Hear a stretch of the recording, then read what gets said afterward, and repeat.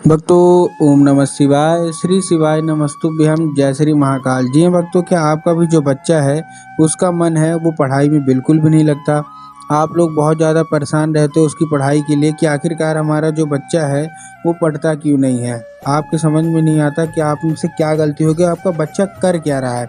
मतलब जब भी आपको उसको पढ़ाने के लिए बैठाते हो ना, तो इधर उधर के कामों में लग जाएगा, कहीं खेलने चला जाएगा, कहीं घूमने चला जाएगा, लेकिन पढ़ेगा बिल्कुल भी नहीं। आपको समझ में नहीं आ रहा कि हम करें क्या जिससे हमारा जो बच्चा है वो पढ़े।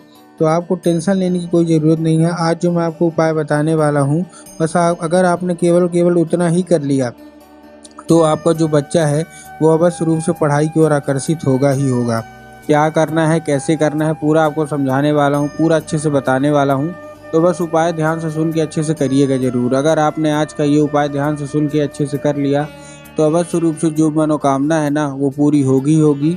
और आपका जो बच्चा है जिसका मन पढ़ाई में बिल्कुल भी नहीं लगता, उसका जो मन है ना वो भी पढ़ाई की ओर आकर्षित होगा ही होगा। क्या करना है, कैसे करना है, पूरा बताने वाला हूँ। देखिए, आपको भी पता है कि जो पूज्य गुरुदेव की जो कथा होती है उसमें लाखों की भीड़ आती है। आप सबने देखा होगा, जाना होगा कि जो गुरुदेव की कथा होती है उसमें लाखों की भीड़ आती है। तो अभी गुरुदेव की कथा चल रही थी, आज से 4 से 5 महीना पहले की बात है। गुरुदेव की कथा चल रही थी और गुरुदेव की कथा में लाखों की भीड़ आई। अब जब गुरुदेव की कथा में लाखों की भीड़ आई तो वहाँ ज़्यादातर जो भक्त थे ना, उन्होंने क्या किया, पत्र के द्वारा, किसके द्वारा, पत्र के द्वारा अपनी मनोकामना गुरुदेव तक पहुंचाई।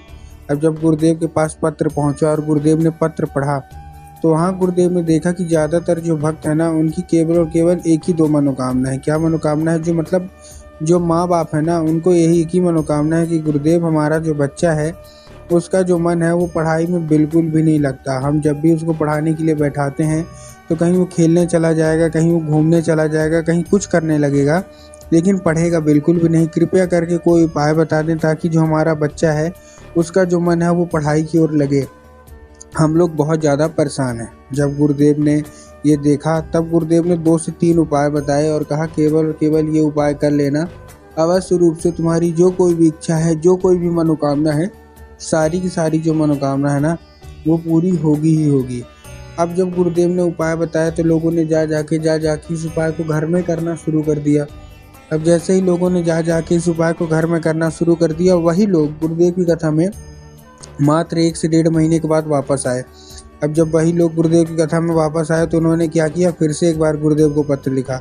लेकिन ये वाला जो पत्र था ये गुरुदेव को धन्यवाद के रूप में पत्र था कि गुरुदेव धन्य हो आपका, आपके द्वारा बताया गया उपाय हमने कर लिया है। हमारी सारी की सारी जो इच्छा थी ना, सारी की सारी जो मनोकामना थी वो पूरी हो गई है। आपका कोटि कोटि धन्यवाद।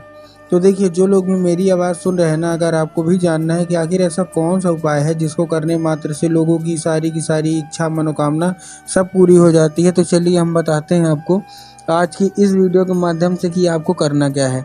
बस अगर आपने ये उपाय ध्यान से सुन के अच्छे से कर लिया तो अवश्य रूप से जो भी मनोकामना है ना वो पूरी होनी ही होनी है और महादेव की कृपा आपके ऊपर होगी ही होगी। ठीक, लेकिन उससे पहले चैनल पे अगर पहली बार आए हैं और आवाज़ मेरी पहली बार सुन रहे हैं तो वीडियो कर दें लाइक और चैनल को भी कर लें सब्सक्राइब, ताकि पूजनीय पंडित प्रदीप जी मिश्रा के रोज नए नए उपाय जो कि मैं उनकी कथा से सुनता हूँ, श्रवण करता हूँ, सबसे पहले मैं आपको प्राप्त करा सकूँ। तो देखिए, जो हमारा सबसे पहला उपाय है उस उपाय में आपको करना क्या है। जो हमारा सबसे पहला उपाय है इस उपाय में आपको लेना क्या है, इस उपाय में आपको सबसे पहले लेना है 3 काली तिल और फिर आपको एक धतूरा लेना है। क्या क्या लेना है, 3 काली तिल लेना है और एक धतूरा लेना है। अब देखिए, काली मिर्च और काली तिल में ना बहुत सारे लोगों के मन में कन्फ्यूज़न होता है कि काली तिल लें कि काली मिर्च लें।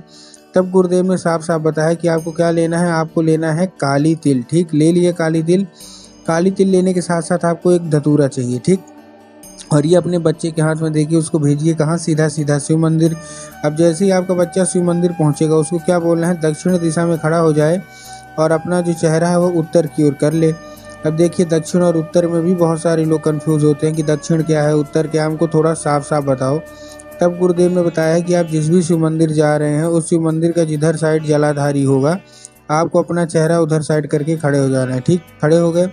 खड़े होने के बाद आपको एक नाम लेके, कौन सा, महादेव का बहुत ही सुंदर सा नाम है श्रम्भेश्वर महादेव। तो बस आपको करना क्या है, आपको श्रम्भेश्वर महादेव का नाम लेके उन्हीं का स्मरण करके आपको चुपचाप से क्या कर देना है, आपको अर्पित कर देना है। बस पूज्य गुरुदेव कहते हैं कि अगर आपने श्रमभेश्वर महादेव का ये उपाय कर लिया तो अवश्य रूप से जो भी इच्छा है, मनोकामना है ना, वो पूरी होनी ही होनी है और महादेव की कृपा आपके बच्चे के ऊपर होगी ही होगी। ठीक है, ये था कौन सा, ये था पहला उपाय।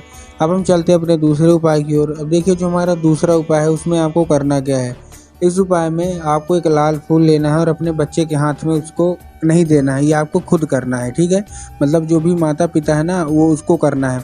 अब लाल फूल तो आप कोई सा भी ले सकते हैं, गुलाब का ले लीजिए, गुड़हल का ले लीजिए, जो भी आपको पसंद है आप लाल फूल ले लीजिए। बस आपको ध्यान रखना है कि जो फूल है वो कहीं से भी कटा फटा या खंडित नहीं होना चाहिए। ठीक है ना, क्योंकि महादेव इससे क्रोधित हो जाते हैं।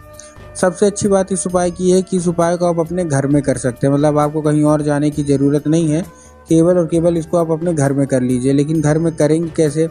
इस उपाय को करने के लिए आपके घर में माता सरस्वती की फ़ोटो होना अति अनिवार्य है। अगर आपके घर में माता सरस्वती की फ़ोटो है तब तो अच्छी बात है, लेकिन अगर आपके घर में माता सरस्वती की फ़ोटो नहीं है तब आपको बाज़ार जाना है, माता सरस्वती की फ़ोटो लेनी है और अपने घर में उनको स्थान देना है। ठीक, दे दिया।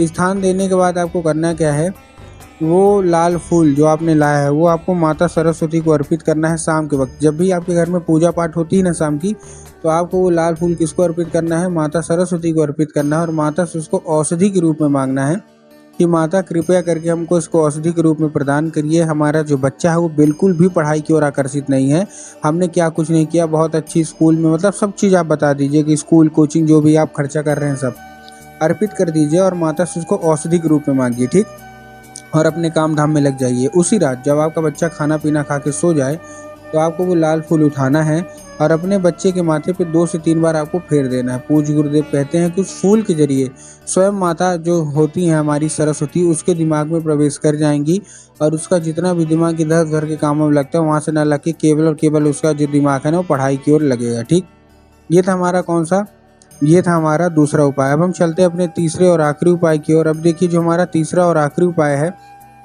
इस उपाय में आपको करना क्या है। जो हमारा तीसरा और आखिरी उपाय है, इस उपाय में आपको एक पान का पत्ता लेना और पान के पत्ते के ऊपर शहद का लेपन कर देना है। ठीक है ना, तो आपने पान का पत्ता लिया, पान के पत्ते के ऊपर शहद का लेपन कर दिया, जिधर चिकना साइड होगा कर दिया। करने के बाद आपको करना क्या है, जैसे आपने कर दिया, करने के बाद आपको पहुंच जाना है वो पान का पत्ता लेके कहाँ, सीधा सीधा शिव मंदिर। अपने बच्चे के हाथ से शिव मंदिर पहुंच गए। शिव मंदिर पहुंचने के बाद आपको क्या करना है, जहां आपको दिमाग में आएगा कि आप जाएंगे बाबा भोलेनाथ के ऊपर अर्पित कर देंगे, जो कि गलत है। आपको बाबा भोलेनाथ के ऊपर अर्पित नहीं करना, आपको माता शोक सुंदरी के ऊपर अर्पित करना है। अब देखिए किसको पता है कि माता शोक सुंदरी की जगह कहाँ होती है उनका, ठीक, लेकिन बहुत सारे ऐसे लोग हैं जिनको यही नहीं पता कि माता शोक सुंदरी की जगह होती कहाँ है।